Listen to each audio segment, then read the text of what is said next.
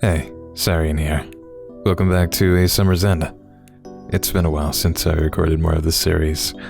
There's definitely been a huge delay in what I record and upload. So, yeah. Since last time, I started a new internship, which has been pretty nice so far.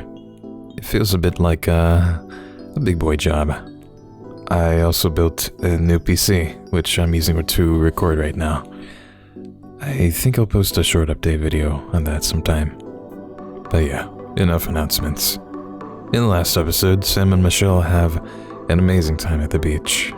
They end up in Sam's apartment and, spend the night together. Michelle wakes up the next day in a crisis. She feels super guilty about their whole fling and decides to cut things off with Sam. Really heartbreaking stuff. We're now back at the beginning of our story, but this time, we're looking through Sam's eyes. Let's continue. What I need to pick up here for my dad was some fish food. I asked the store attendant for a bag of crickets. I also grabbed a container of fish pellets for good measure. That should make my dad happy. I knew he loved watching his fish feed. Curiously, I spotted the same office lady from earlier. She was looking at the goldfish. She appeared lost in thought in front of the tank. I wondered what she was thinking about. I would say I'm a careful person. A very cautious person, even.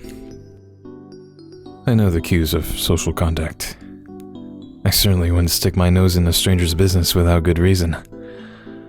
Yet there's something drawing me to keep looking her way. Something about the way she gazed at the goldfish in the aquarium had made me feel oddly nostalgic. There was a time in the past when my dad would have brought me to the same pet store. I wasn't even tall enough to look in the fish tanks then. He would have lifted me onto his shoulders to let me look at all the fancy goldfish. I would look at them with innocent wonder and awe. That was a long time ago. Was she reminiscing a similar memory? I wondered. I know. It wasn't my place to ask. It just felt like the world was a little smaller that night.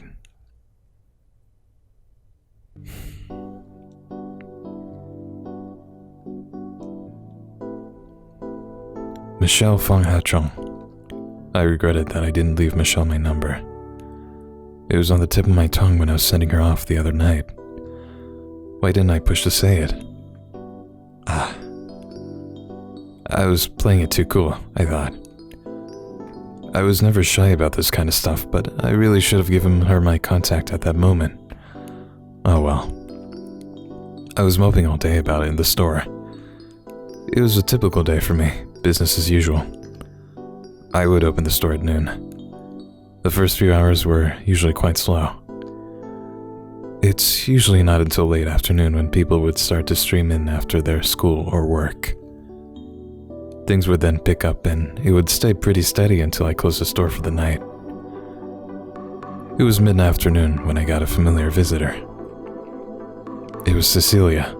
She drops in at my store from time to time to chit-chat. Sometimes it was just to catch up, and sometimes it was to solicit me to spend money at her bar. It usually was a bit of both.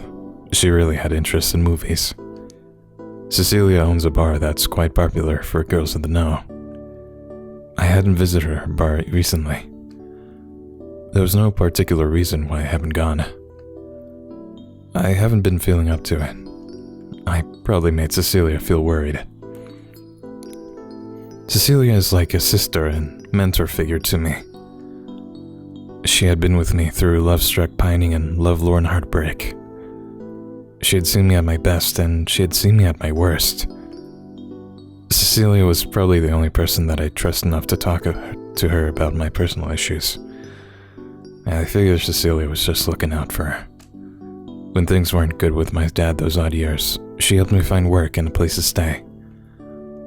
I used to be so headstrong, especially when it came to anything about what my dad had to say. If I hadn't met her, I'm not sure where I would have ended up. Ah, Samantha. Don't forget to come by tonight. I have performers.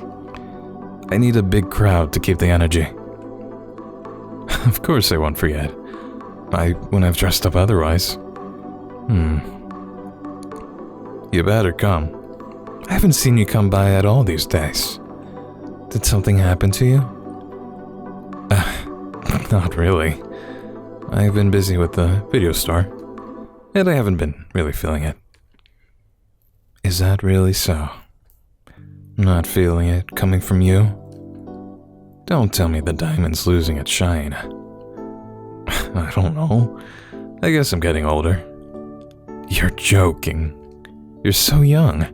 I have white hair ladies that's drop by from time to time. Tell me, is there someone that you're trying to avoid? No. Then why have you been sighing all this time? There must be something on your mind. Really? Have I sighed that much? You have. Is it Mabel? You know, she doesn't work at Ruby anymore. No, there's nothing like that between us anymore. Then what is it?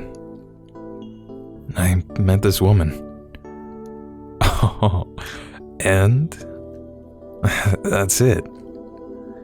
That's it. Unusual of you to be this pitiful. What is she like? Do I know her? Her name is Michelle. I don't think you know her. She's an office lady. I met her the other day when she was getting her shoes fixed at my dad's store. I didn't really get her contact or anything, but I think we hit it off pretty well. Huh? When did you like vanilla flavor? What? Don't say that about Michelle.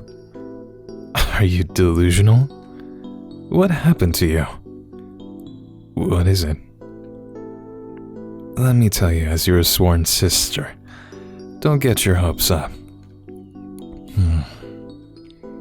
And Noelle wouldn't want to have anything to do with you.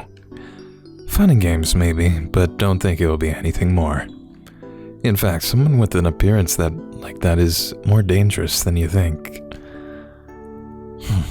Just because you have had bad experiences doesn't make it universal. I'm teaching you a lesson. Alright, let's see about it then. I think it's something. Something in your head. Well, I'll believe it when I see it. Okay. You're sure confident. It's not like that. I feel like we connect. When we talk, I get a good feeling. I know we just met. It's hard for me to explain it.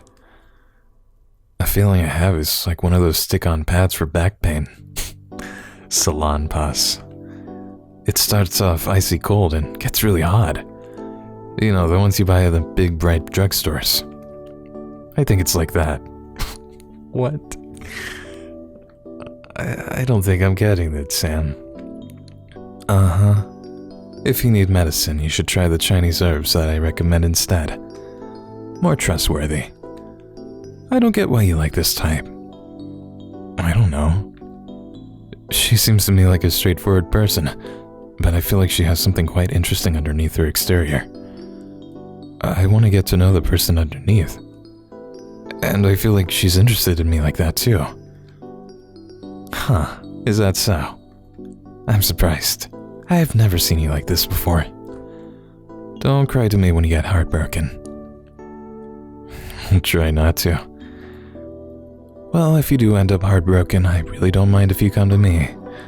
One of these days, you'll have to take me up on a trip to Brazil. Ooh, Brazil? That's too expensive for me. I never asked you to spend your money. Just hold my bags and take some photos for me, alright? Cecilia. Well, I'd love to chat more, but I better get going. I'll see you tonight. Alright. You better come or else. Sure, bye-bye, big sis. I know Cecilia was only looking out for me. It was a long shot for me to meet Michelle again. It was a big world, and I got nothing else that connected me to Michelle. But somehow, by the luck of the gods, Michelle really did come by to see me. I hope this little miracle didn't use up whatever luck I had entirely. Cecilia would be surprised, I bet. I couldn't wait to let her know. She's my closest friend. I wonder what she'll think. I haven't felt so anxiously worked up about something in a long while. Always dancing on the fine line of subtlety between intent and indecision. Such is the reality of living between the margins of good and poor society. I knew in my gut I could not and should not push more than this. But was I in the wrong? Was I overthinking? Was it all a personal delusion? I know, I haven't made my intentions clear, and neither did Michelle. There's an etiquette to follow in everything. If only I had been a man, it would have been all too evident. Some people prefer things like lukewarm water, but I couldn't stand it. Give me something nice cold or scalding hot. Indigestion be damned. I suppose, though, if I were a man, someone like Michelle would have never gone along with me. What do you do? My mother in heaven, I'm sorry. You're watching over an errant daughter. Please, if you're hearing my prayers, please give me the strength and courage to live out the best and most righteous life. I watched Michelle dial a number from my phone. I was cool. I was as composed as the ocean. Michelle would call for a ride home, and I would return to the sea. But it wasn't as if fish were without desire.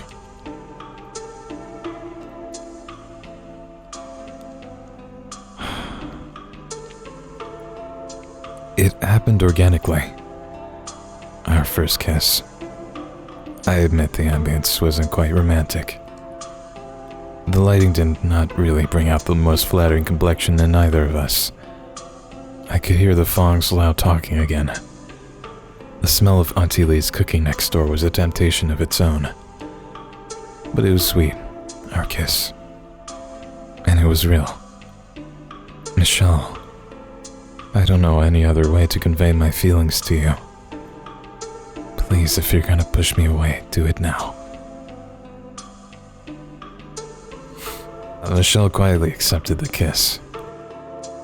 It was a tender moment we shared. When I opened my eyes, Michelle looked away from me.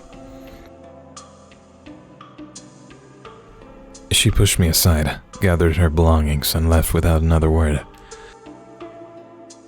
Michelle is a person within the margins of society. I was thinking that she might have felt differently about me, though I knew from the beginning that it would be difficult for someone like her to accept such a thing. The idea of romance between two women had probably never crossed her mind before. Would she want more than this? Would she want to pursue this further?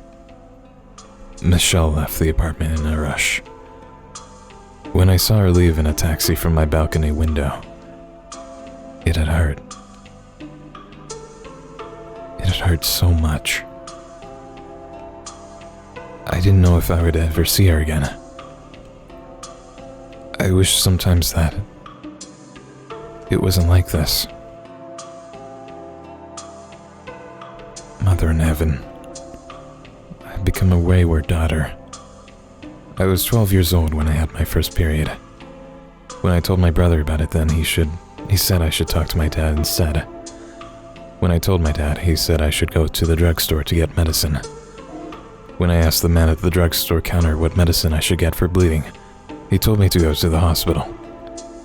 I was scared. I really thought that I was going to die and join you in heaven, you know. I told this whole story to the nurse at the hospital reception, and she just laughed and handed me a sanitary pad. She said that I was an adult now, and I just have to get used to monthly bleeding. I realized then that I was different from my brother and father in terms of treatment and biology. And I think since then I became conscious of myself. I wanted to be the daughter that I imagined you would have wanted. I really did. But things sometimes don't go the way you want it to go. I remember when I was 13, when all my friends were talking about their crushes. I couldn't join in on their conversation. I felt like I was no longer growing up along with them at the same pace. I was first among them to get my period, but I was last to feel a simple crush. How could that be? They said I was a late bloomer, but years had passed and I could never really bring myself to like another boy. It troubled me. If I couldn't find a boy that I liked, how would I be able to get married and become a good mother like yourself someday? The thought troubled me deeply then. And then it happened. When I was 16, a girl in my class said she liked me. And I liked her back. Simple as that. It just felt right. Maybe I was born with this wayward spirit. I don't know why I have this inclination in me. Was I a bad person? Was I in the wrong? In the end, I decided it wasn't anything to be ashamed about. It was too much to think about. I never meant to hurt anyone. Especially not you, and not Dad. Oh, Mother in Heaven.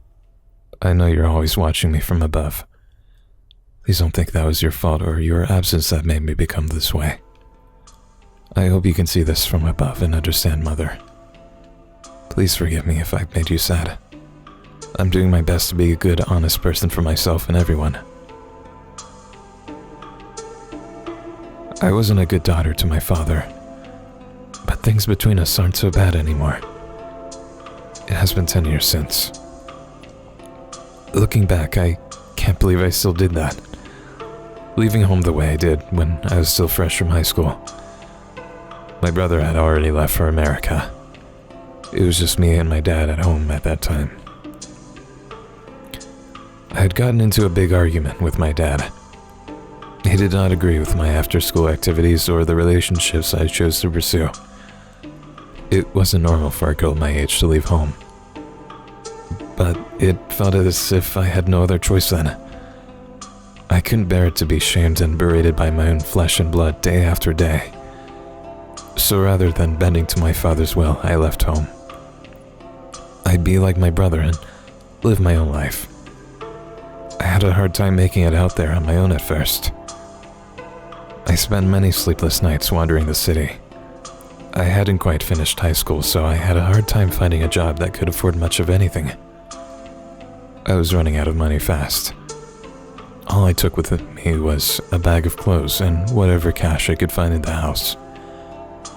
Odd jobs here and there weren't enough to cover my living expenses.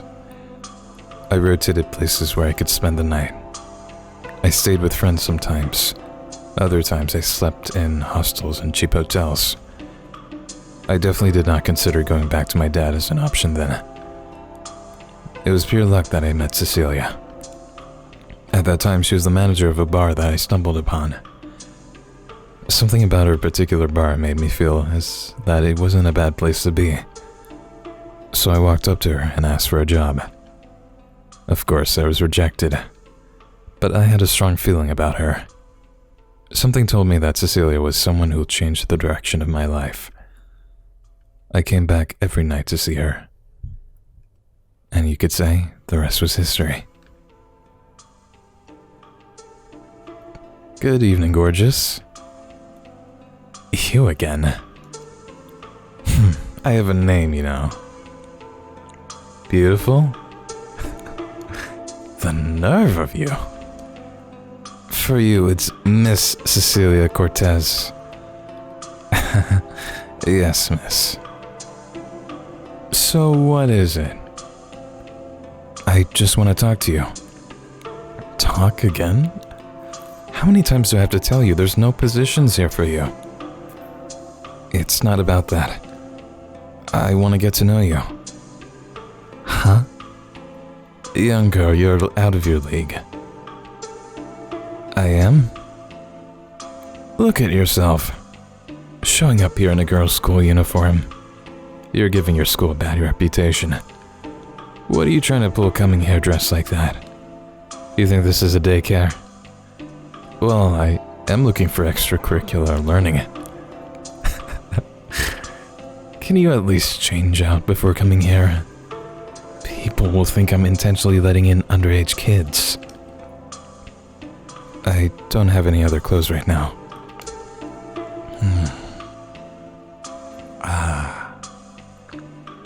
Alright. I'll hear you out. But not in here. I don't want anything to think we're up to some funny business. Huh? I'm 18, you know. What? You look like you're 13. Show me your identity card. I forgot it. Hey, that's illegal, you know.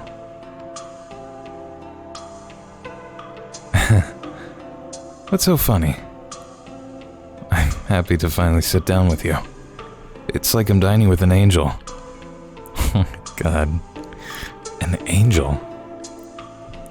You look like a Charlie's Angel. Your hairstyle is just like Farrah Fawcett's. It's like the real Farrah's in front of me. Oh, so you recognize my beauty, huh? Yeah, you could be a movie star. You're so cheeky. Don't think you'll get far with flattery alone. Yes, miss. Oh my god. She's such a smartass. You sure have an attitude. So where do you live? I'm staying with a friend right now. How much money do you have? I have some money. Order what you want. This meal's on me. Stupid. Who are you calling stupid? A baby-faced girl like you will get kidnapped off the streets. If you're gonna be independent, you have to be smart about it. That's why I came to see you. What? You can get work anywhere. Don't keep bothering me in my establishment. It has to be with you. Say that again. I get a good feeling with you. The lights, the music, all the people. It's comforting to me. I feel really good to be there. That's all. I want to learn from you. And learn how to create such a place for myself. You're strange. I guess. Are you still in school? No, I finished. I see. Can you speak English? I can. Say something. Hello, how are you? Are you visiting Hong Kong? No, sir, you cannot have a photo with me. Huh? Good enough, I suppose. How about your math? I'm an A-grade student. What's 14 times 12 minus 18? I don't even know that. 150? That is elementary. Anyone would know that. You know, I was top of my class for math. A lot of people asked me to be their tutor. Okay.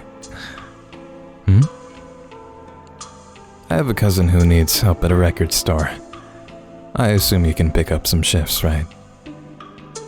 Yeah. Good. I'll put in good word for you. Thank you. Is that all the gratitude you have for me? Can't I work for you? That again? Come back to me with a few more years under your belt. What can you do at the bar?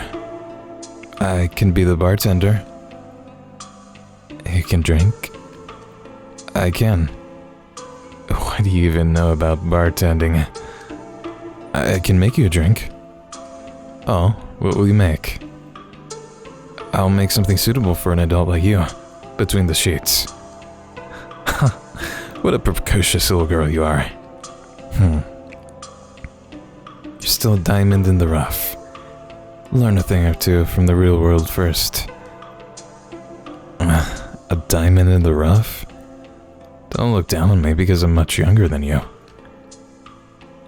Maybe I'll take over your bar someday. Such an attitude. You know, I'm not that much older than you. How old are you then? I don't need to tell you. Okay, baby girl, your milk tea is here. Thank you. I promised Cecilia that I would work hard to repay her. I started working at the record store that she introduced to me. It took several years to save up enough money before I could open my own video store. The original record store had eventually closed down, and Cecilia acquired the lease on the space for a good price. Home video was taking off. I thought it'd be my opportunity to make it big. When they first heard about it, my dad and brother had their doubts about the video store. It wasn't just about money. I had my own reasons why I wanted to run a video store. It was really hard. Even with Cecilia's help in the beginning, it was difficult to turn a profit. Business was booming for so many people in the new decade. But for me, it seemed like I was going to be left behind in the dust. A few years later, Cecilia had turned the old funk bar into a shiny new disco. She threw a big party to celebrate its grand reopening. It was around the time I had just opened the video store. Hey, Samantha. Oh man, she's looking snazzy now. I think I'll wrap things up there for now. But yeah, we're getting to know more about Sam's backstory. Originally I was really worried about the game not giving me another chance, but I'm excited and nervous to see how things will end up. But yeah, it's been a wild ride. I think this will help us get to understand Sam a bit more and what drew her to a person like Michelle. So, thank you for watching. I hope you enjoyed. I'm looking forward to recording more episodes soon with the new PC. But until then, please remember to take care of yourself, and I'll see you next time. Take care. Bye.